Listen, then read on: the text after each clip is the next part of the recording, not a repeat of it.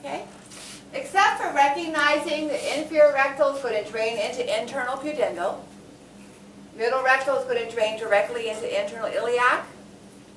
I'm not going to give you an illustration that looks like this or a model where you have to figure out what it is in order. Again, like I said, you'll see the organ with it. But in a tracing pathway, if we trace a drop of blood from somewhere to somewhere, all right, then you should be able to recognize that inferior rectal is going to go into internal pudendal, and internal pudendal is going to go into internal iliac. And middle rectal is going to go directly into internal iliac as well. Okay.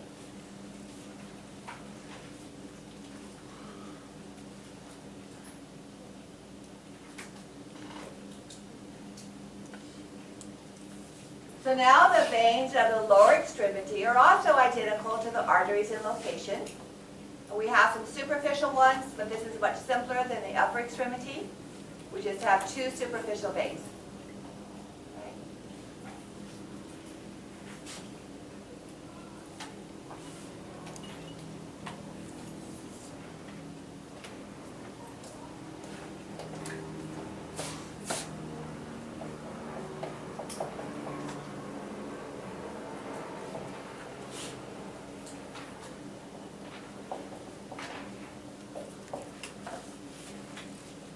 Yeah. With the arteries, it seemed like that the anterior pudendal artery turned into the inferior rectal artery, or is it actually branched It's a off? branch, because remember, internal pudendal is going to go on towards the genitalia Okay. and give off branches like the penile artery and so on.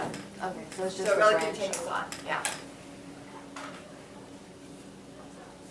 In the diagram, in the model, we had our triangle that looked like this, and we had our urethra and vagina and anus, and internal pudendal comes through here and then comes up like that and becomes perineal vessels, and inferior rectal is going to come straight across the gap to supply the anus.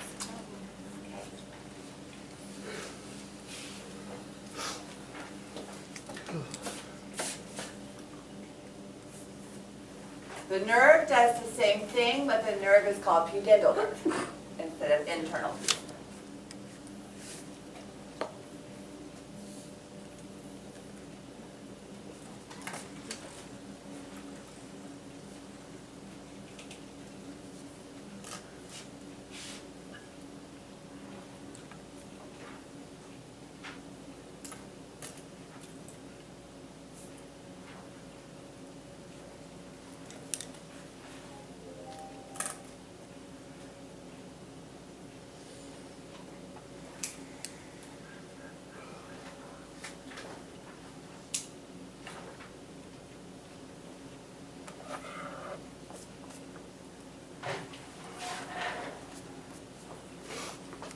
Okay? Now on the open area to the left, well, I'm going to erase that lower diagram. And let's look at the venous drainage from the foot up to the thigh. So I don't know if you want a picture of this little scratch up here, but I'm going to erase it in just a second. So last chance if you do. I'll leave the other part up there. So arteries really run like super close to the veins? Right next to them. Right. In many cases. Now, in our portal system, they start to separate, but yeah. In our limbs, they're right next to them. Okay?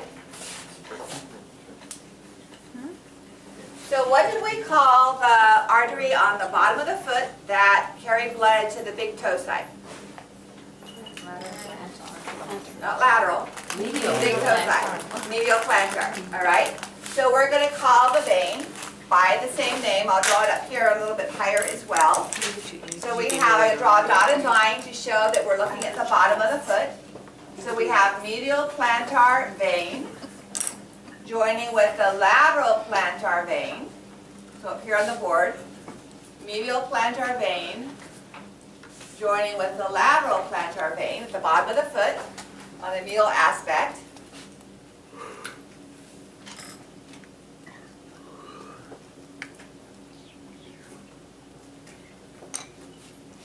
Here's lateral.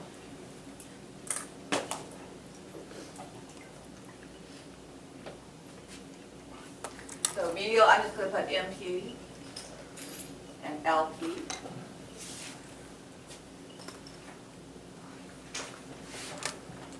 All right, so what vein are they going to form when they join together? Posterior tibia. Posterior tibial. So that's going to run up the back of the leg.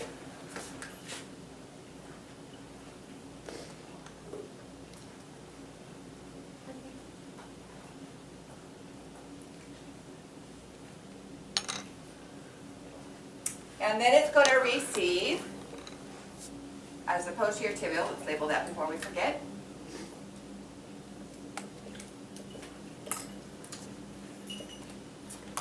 And from the top of the foot, the vein that carries blood from the top of the foot, Dorsal pedis. dorsalis pedis. So dorsalis pedis vein.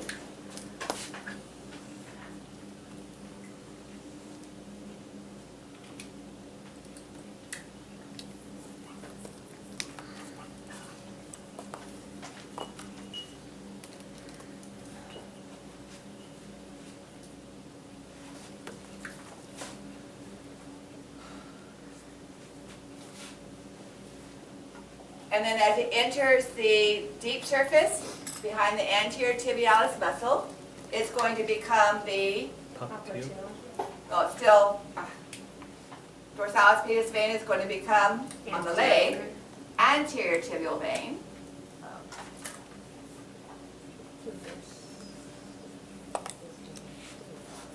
And it's going to pass through the membrane between the tibia and the fibula. And it's going to join the posterior tibial. And now that will become the, no, anterior tibial is joining posterior tibial. Oh, It's the back of the knee. And then it becomes the popliteal vein. All right, so we're right here. So anterior tibial, here's dorsalis pedis, anterior tibial passes through and joins posterior tibial. Now to form popliteal or popliteal.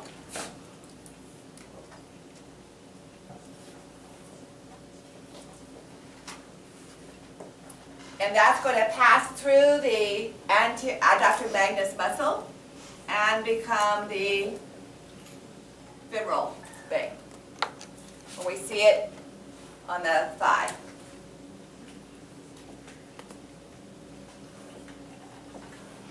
We have one more vessel. What vessel are we missing that we also had in the arterial system? Fibular. And that was a branch of popliteal, anterior, or posterior tibial as an artery. Posterior tibia. Posterior tibial. Fibular is our lateral compartment. And so a lateral branch from the posterior tibial artery became the fibular artery. And so our fibular vein is going to drain into the posterior tibial vein.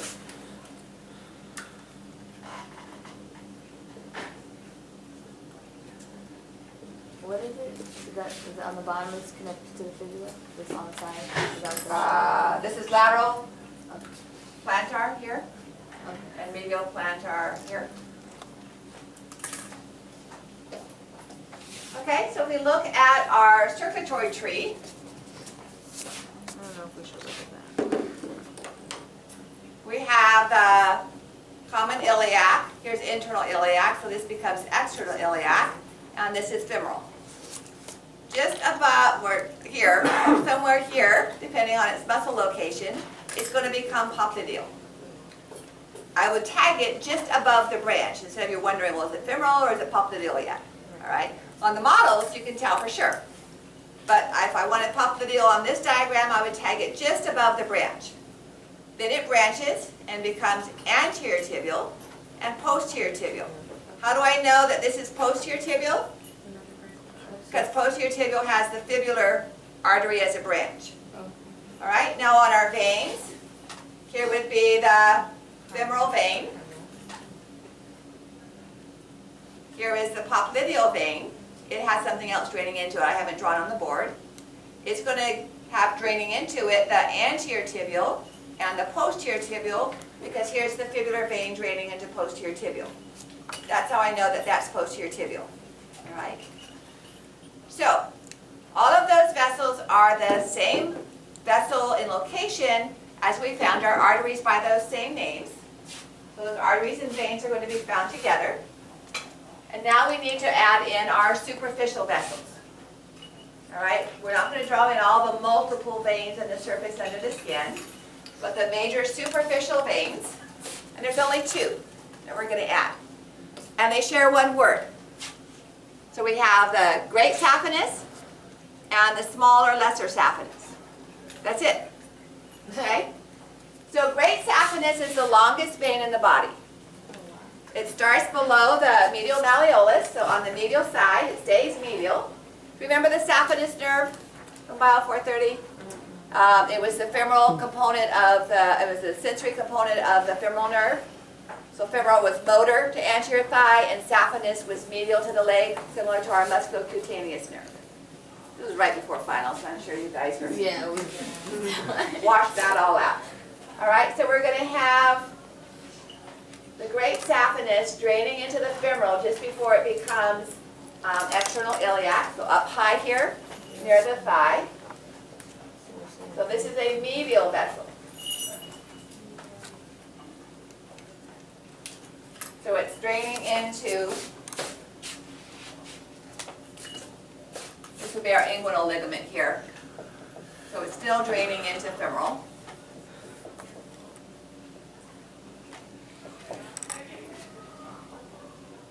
So great saphenous vein. If you know anybody that's had a coronary bypass, 99% probability they probably have about an 18-inch long scar in their leg, where the saphenous, great saphenous, was taken to use for grafting in the coronary bypass to surgeries. So medial, longest vein in the body. It drains up high here, just prior to the femoral becoming the external iliac vein. Now, the small saphenous is always drawn lateral, right? Because it is right in the midline. And right in the midline, we have our posterior tibial vein, so I'd have to draw on top of it. But I always tell, now I wasn't alive during World War II, but I read a lot about World War II and Cold War and all that kind of stuff. So stockings, nylon wasn't available to make stockings. I'm wearing winter stockings, but as far as nylons, I don't know when the last time was I put on a pair of nylons to dress up. Okay? If it's wintertime, I wear thicker, warm ones. If it's summertime, I don't wear nylons at all. I don't think my daughter's ever owned a pair of pantyhose. So when I first started wearing pantyhose, we no longer had the garters, where you had this elastic belt around your waist, and it had the little clips hanging down, and the stockings were not stretchy at the top, and you would just clip them onto that garter thing, and that would hold them up. Fortunately, I felt by the time I became a teenager and it was time to wear stockings, those were just, when I came to the States, pantyhose were just coming into vogue. What we had were long stockings. They have them now that just go above the knee, but these came up to the thigh with a band of elastic. Well, by the time you wore them a few times, that band of elastic started stretching, so I would take safety pins and pin them to my underpants. And then, of course, my underpants started getting dragged down. So I thought pantyhose were just wonderful, similar to the stockings that you wear now. Well, in World War II time and prior to that, stockings weren't made out of nylon. They were just the one piece that you would wear with a garter. They were made out of silk, actual silk from silkworms. And silk was a very rare commodity because it was used to make parachutes. And so nylon stockings weren't available, and silk stockings weren't available. So women, when they dressed up, stockings were sewn together, so they had a seam. And one of the things of getting dressed was to make sure that seam was perfectly straight down the back of your leg. So they would take a pen, and they would draw a seam on the back of their leg to make it look like they were wearing stockings. So if you were to draw a line up the back of your leg and then dissect down a centimeter, you would find the small saphenous vein right in the midline. Okay? So even though I'm drawing it off to the side, it's going to be right in the midline, and it drains into the small saphenous. So I'm going to draw it lateral, but again, recognize it's going to be actually medial. it starts from the lateral ankle and then becomes medial and drains into the popliteal. The popliteal or popliteal receives 3 vessels. It is formed by the union of the anterior and posterior tibial veins. So those are going to come into it. And then it receives the small saphenous. So blood from 3 vessels empties into the popliteal vein.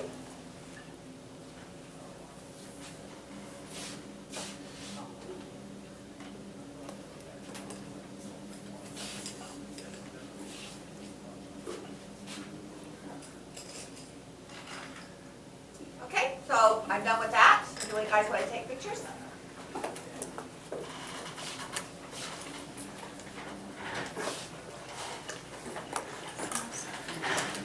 So for those of you that didn't have sinuses and Bio-430, that would be new information.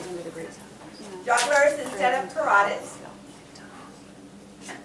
Superficial veins of the upper extremity, azygous and hemiazygous, portal vein, and then these saphenous would be the new, that 50% new material. All the other veins are found with their arteries.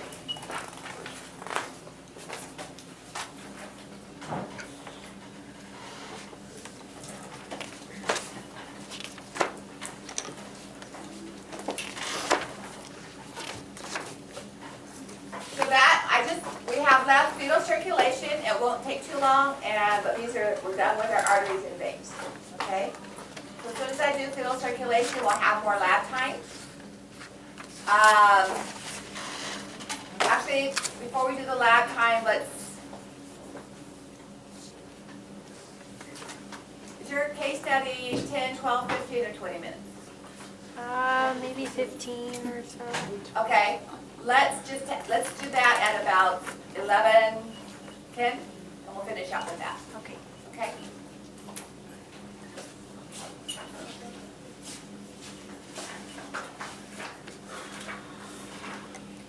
So we've already covered a lot of fetal circulation. I'm not going to put this on the quiz tomorrow because we don't have much time between today and tomorrow for our quiz on the veins. And this has, even though we've talked about some of this, it's new enough that I want you to focus on learning the veins today, and I'll give you a little bit more time for fetal circulation. But let's look at what's going on here before I diagram it on the, actually I'm not going to diagram it on the board, you have the diagrams already, I want to point it out to you. So what you're looking at is the fetus. Down over here, in the lower left, is the placenta. So the fetus doesn't get maternal blood. Across the placenta, from those lacunae we talked about, in contact with the syncytial trophoblast covering, or syncytium covering the villi, remember the chorionic villi? So the blood is touching the chorionic villi. But the oxygen has to diffuse through the syncytium and the connective tissue and into the blood vessels, the capillaries that are in that chorionic villi. So the blood doesn't actually, the mother's blood doesn't actually enter the baby. So in the placenta, that material is being picked up, nutrients, antibodies, oxygen, and leaves the placenta, but it's going to the baby's heart, right? Going to the fetus's heart. So it travels down the umbilical cord, through the umbilicus, and goes to the liver first. Just like the superior mesenteric and inferior mesenteric contents.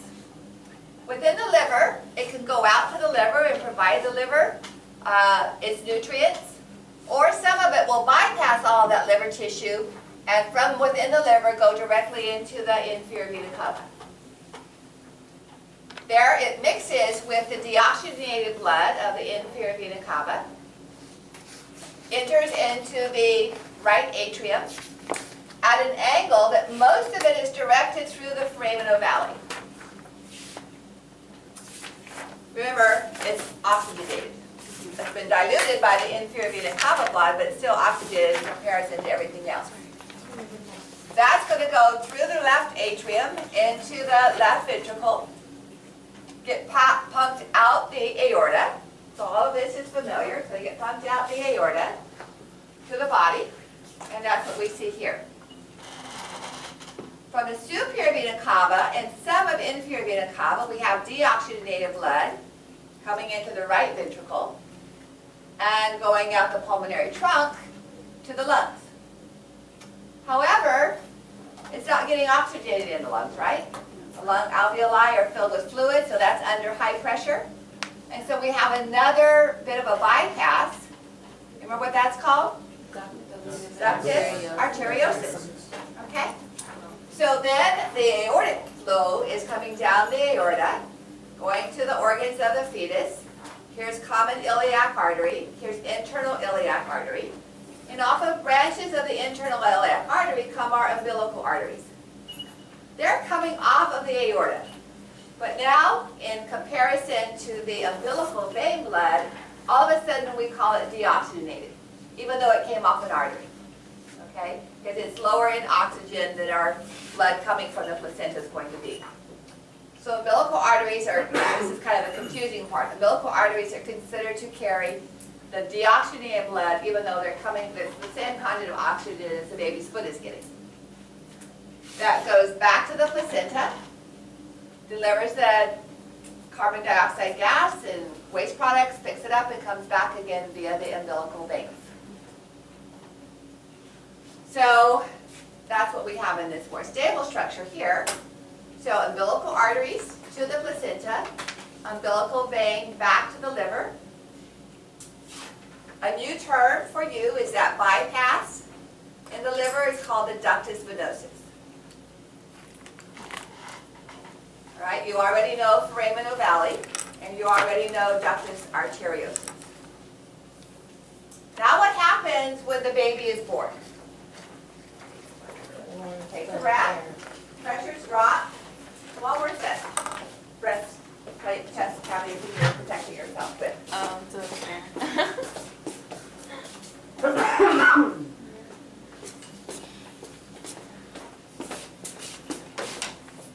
So on the deep surface here, we're not going to worry about this one. This is part of the bladder.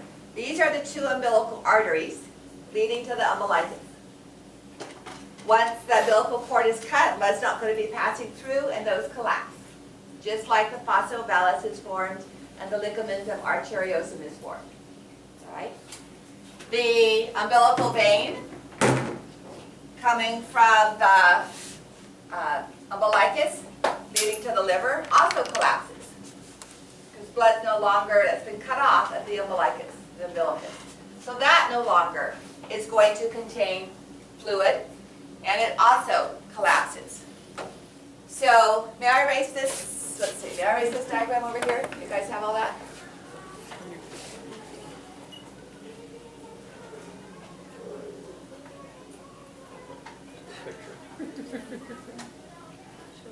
Class must have gotten canceled.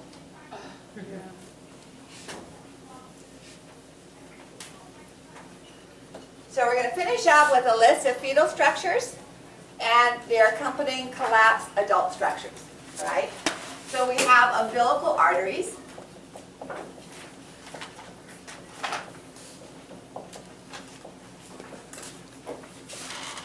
By adult, it's post-birth.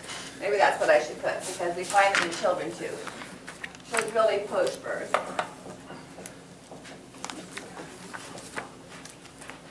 So these are going to be known as the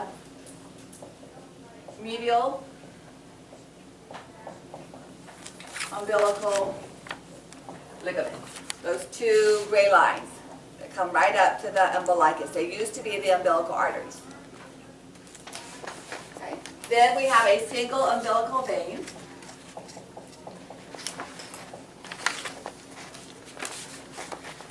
When that goes to the liver, when that collapses, it is known as the ligamentum teres. Those are the only two that are really different. Umbilical arteries and medial umbilical ligament don't sound at all like each other. The rest of them are similar to their fetal structure. So bypassing the liver, we have the ductus venosus. And after birth, it becomes the ligamentum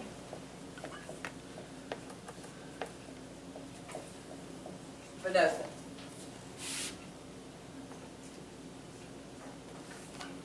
We have the foramen ovale. After birth, it becomes the fossa ovalis. And then finally, we have the ductus arteriosus.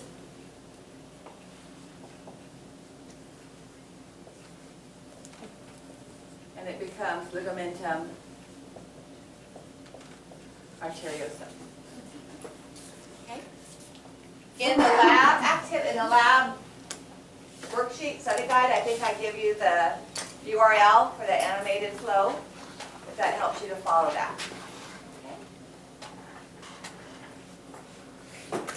Okay, we're done. It's not too much, it's more of a break time. I'll give you the quiz in about 12 minutes. It's not going to be open book, but it is open talking. Okay? Talk to anybody but me.